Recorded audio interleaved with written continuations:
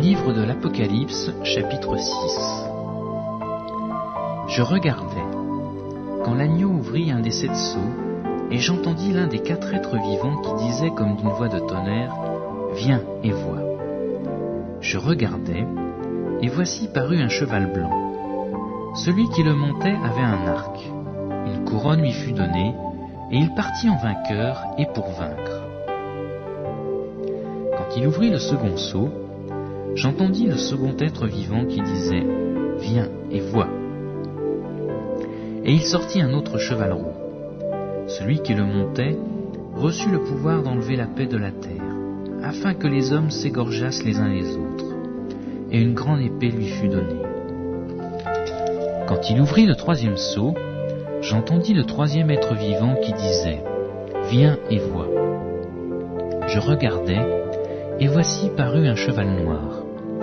Celui qui le montait tenait une balance dans sa main, et j'entendis au milieu des 4 êtres vivants une voix qui disait « Une mesure de blé pour un denier, et 3 mesures d'orge pour un denier, mais ne fais point de mal à l'huile et au vin. »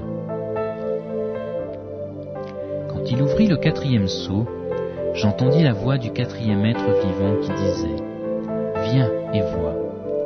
Je regardais, et voici parut un cheval d'une couleur pâle. Celui qui le montait se nommait la mort, et le séjour des morts l'accompagnait.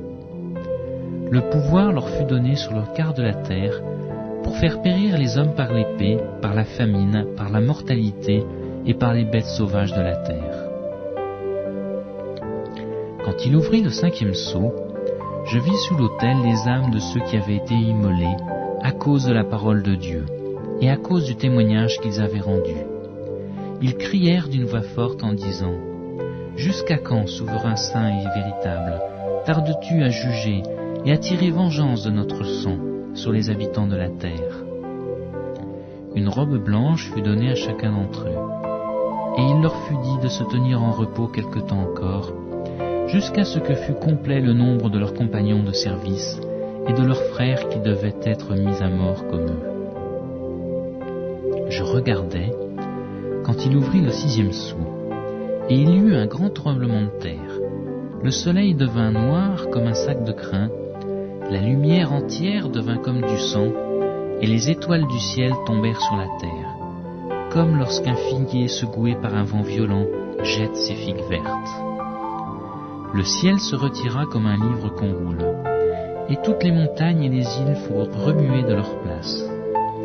Les rois de la terre, les grands, les chefs militaires, les riches, les puissants, tous les esclaves et les hommes libres se cachèrent dans les cavernes et dans les rochers des montagnes.